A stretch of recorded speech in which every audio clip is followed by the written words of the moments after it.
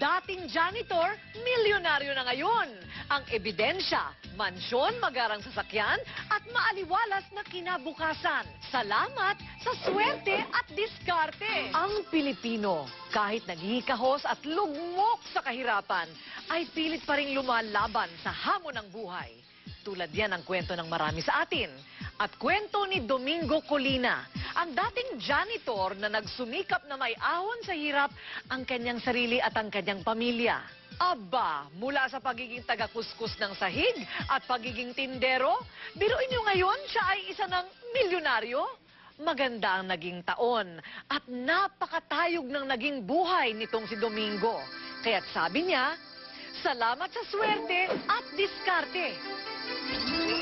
Magpapasalamat po ako doon sa experience ko.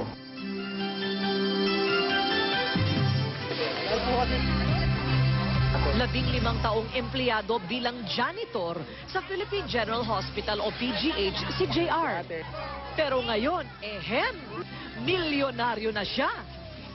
Bata pa lang si JR nang makipagsapalaran siya sa Maynila. Iba't ibang hanap buhay ang kanyang pinasok, makapag-aral lamang. Sa umaga, estudyante sa FEU. Sa gabi, janitor.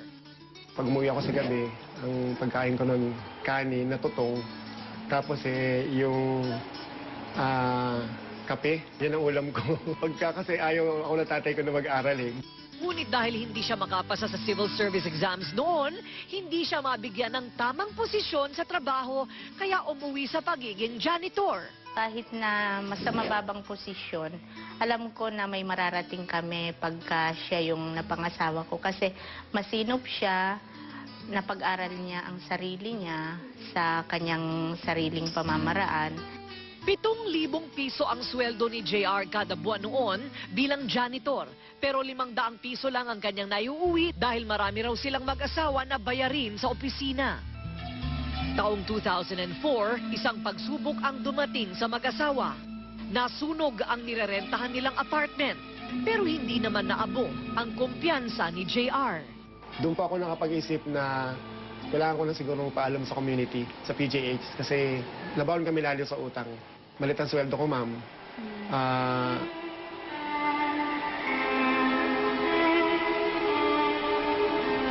Wala ibang tumutulong sa amin, ma'am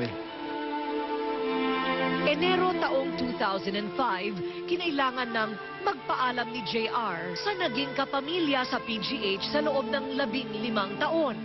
He was considered as a very responsible employee here, very respected friendly by everybody. Nakipagsapalaran ang mag-asawa gamit ang naitatabing 7,000 piso para sa papasuking negosyo ni JR. Hindi raw naging madali ang bagong trabaho. Unang-una, mahirap kasi ang mapaniwala at mapabili ang mga tao ng mga kung tawagin ay herbal supplement. Sabi ko niya, nantay niya na daw pa ako dito. Ay, hindi. Ngunit dahil raw lumaki siyang marunong makisama, sa kanyang pagsisipag ay kanyang naging puhunan, laway lang. Mula sa unang kita na 500 piso isang linggo, ngayon pakiusap nga lang ni JR, sikreto na lang ang halaga ng kanyang kinikita kada buwan. Pero ganun pa man, eto na ang ebidensya. Enero 2007, nakabili ng lupang 400 square meters na nagkakahalaga ng humigit kumulang na 2 milyong piso. Oktubre 2007, natapos ang bahay na pinatayo rito na nagkakahalaga ng humigit na 7 milyong piso. O hindi ba ang galing ni JR? Kung dati, bus at tricycle ang sinasakyan papunta ng PGH bilang janitor, ngayon may sarili na siyang sasakyan. Napangarap ko na mapag-aral yung mga anak ko. Sa magandang eskwela na sila ngayon. Savings po, meron na. Bagong lipat kami dito, hindi kami nakatulog. Ito na ba yun? Ito na ba yun? Kasi po, bago dumating naman kami dito, maraming hirap na dinaanan din kami. Meron yung mga tao na parang binabaliwala kami, pinagsasaraduhan kami ng pinto, akala nila mangungutang kami. Todo buhos na biyaya marahil ang may tatawag sa nangyari sa buhay ng mag-anak ni JR, lalo na ngayong 2007. Lubos-lubos ang kanyang thank you. Higit sa lahat, dahil naibangon na raw niya ang dignidad bilang tao. kahit na mula sa pagiging janitor ay naging milyonaryo. Ang tao kasi, ang ultimate goal niya is to survive. Kung ikaw ay naniniwala sa ginagawa mo at alam mo na pag nagtsatsaga ka, bibigyan mo ng pagsisikap yung ginagawa mo sa kadahilan ng gusto mo kumita ng malaki na hindi ka nang aargabyano ng ibang tao, posible yun. Ipapasalamat po ako doon sa experience ko. Yung mga bagay pala na nangyari sa akin, may purpose po pala. Para palagi maging matatag ako.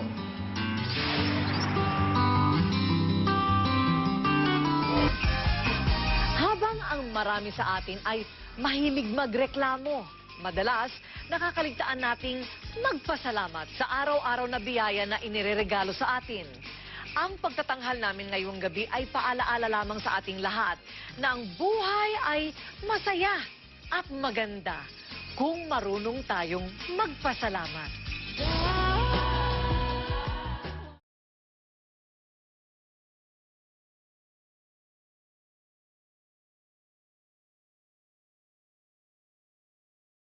So ako po, isa rin sa mga na-invite kagaya nyo, okay? So ako po dati na-invite, matagal na. 2 years and 6 months na ako dito sa ipapaliwanag ko sa inyo. Kagaya ng sabi ng pare ko, medyo malayo sa linya namin yung ipapaliwanag ko. Wiring ng bahay at building ang alam namin. Pamilyar ba kayo doon? Electrical yung background na namin. At 7 taon na akong empleyado sa Makati. 6,000 isang buwan. Okay? So electrical, ganda nung natapos, hindi nga lang kagandahan yung naging resulta, okay? So nun, ayun po yung buhay namin dati. So malayo sa linya ko ipapaliwanag ko sa inyo, kaya lang ang amin, dito nagbago yung buhay namin. So ang amin, pakinggan nyo lang, walang commitment, pag nagustuhan nyo, pagtulungan natin, kung halimbawa narinig nyo, at hindi naman kayo na interest, wala akong problema. Maliwanag ko ba? Wala ko itong pilitan, okay? Kaya lang tapatin ko kayo, no? In case na hindi ko kayo mai-interest, meron ng bintana dun sa dulo bukas. Siyempre, bukas, sir, anong pakinabang nun? Ihuhulog namin isa-isa yung ayaw. Okay, na-interest ka na kaagad, sir? Okay? Ang bilis na. Parang napauho ko kaagad. So, kagaya ng sabi ko, malayong-malayo sa linya ko to. Kasi, biruin mo wiring ng bahay at building ang natapos ko. Pamilyar kayo sa Glorieta? Glorieta, sumabog, di ba, ma'am? Ako ang nag-wiring. Wala pa akong suspect at huwag niyo akong ituro. Kasi nung winawiringan ko siya, inaantok ko ako eh. Medyo napalit-palit ko yung mga wire, okay? So, ang masarap lang ho dito, na-invite ako nung kaibigan ko. In-invite ako nang hindi ko alam, kagaya nung iba yung tinanong ng parang Randy ko. So, in-invite ako, sabi sa akin, pare, sama ka. Sumama naman ako. Kagaya rin ako nung karamihan na sumama ng walang alam. Kaladkarin din po ako, okay?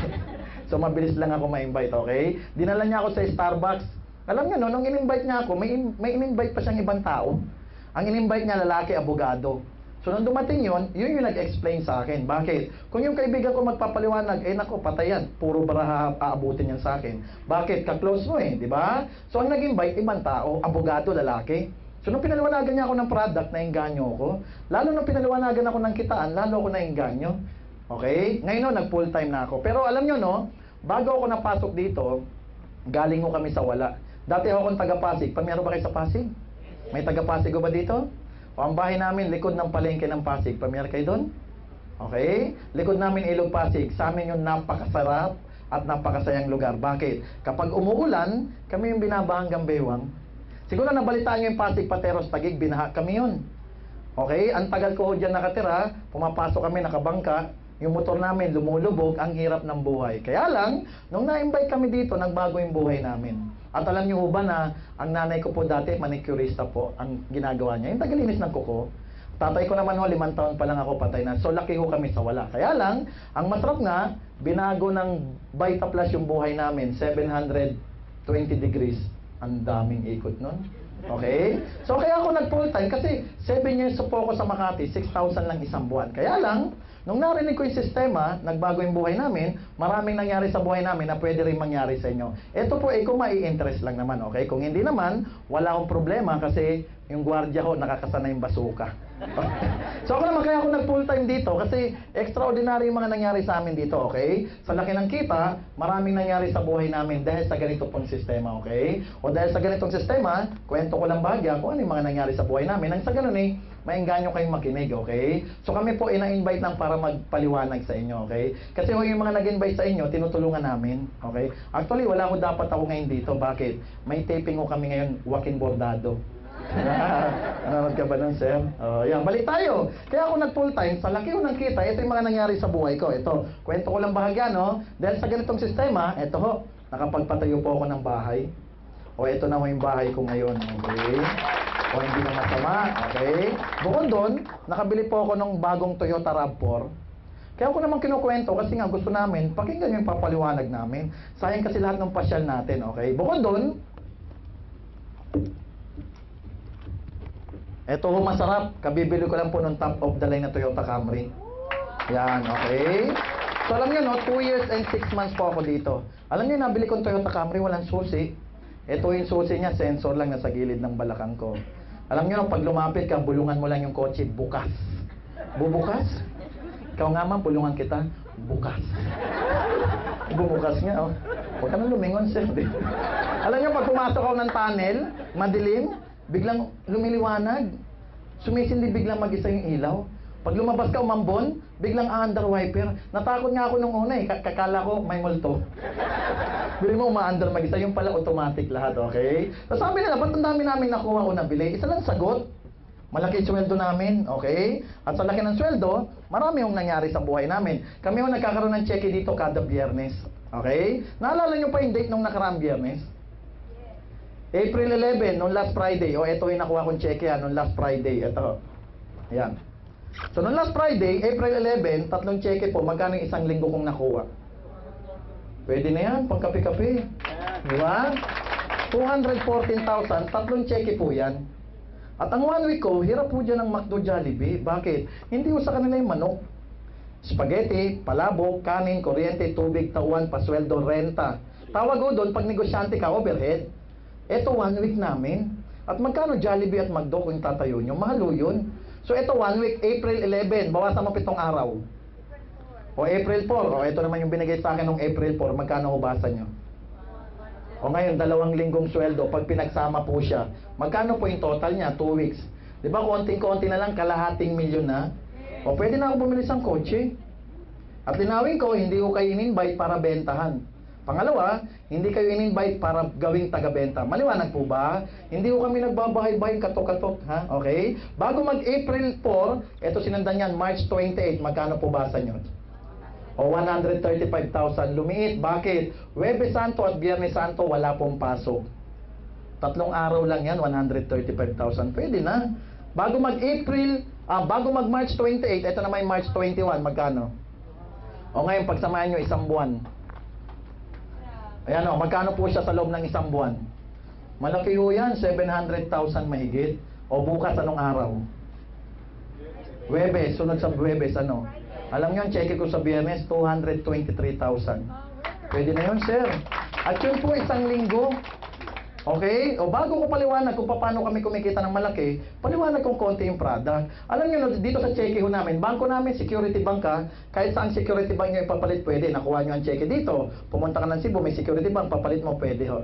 Online naman ho sila. Alam nyo yung tax ko, 70, minsan 80,000, minsan 90,000. Yan yung binabawas na 10% sa sweldo ko sa loob ng 1 buwan. Alam nyo yung tax ko na 80,000, 1 buwan, sweldo na po yan ng doktor na pumuntang abroad, na hindi na ho doktor. Ano na trabaho? Nagto 2 years aral pa yon, di ba? At alam niyo yung 80,000 na tax code, sweldo na yun ng big boss sa Makati. Mahirap na makausap yun, sir. Naka long sleeve na yan eh. Naka necktie pa iba. Yung iba, sir, may bulaklak pa dito, di ba? Yung iba, ma'am, may bulak pa dito. Di ba? Totoo yun, yung boss namin, 24,000 naman, ang hirap kausap, laging busy. Busy, tapos walang ipon. Ang busy tao, sila Henry C. Luciutan, Lopez. Busy ka na marami kang pera. Ang masakit, busy ka, wala kang pera, puro ka utang. Tusukin kong ilong mo eh. Di ba? Hindi ko linya yan. Ayaw pumunta dyan. Kikinig ka lang naman, libre naman, wala namang babayaran. Okay ba yon? So ng amin, pakinggan mo lang, intindihin mo, pag may tanong sa huli na, okay? Pag may tumanong, may nagtanong, gigripuhan namin, okay? Tanong ka, sir. Sige, subukan mo. Okay? So ako po si Gary, okay? Matagal na ako dito. Pero bago ko paliwanag yung kitaan, paliwanag ko ng bahagya yung product. O, tanong ulit, ano nababasa nyo sa taas ng cheque ko? Vita Plus. O, eto ho muna yung product bago yung kitaan. Kasi mahirap gawing negosyo na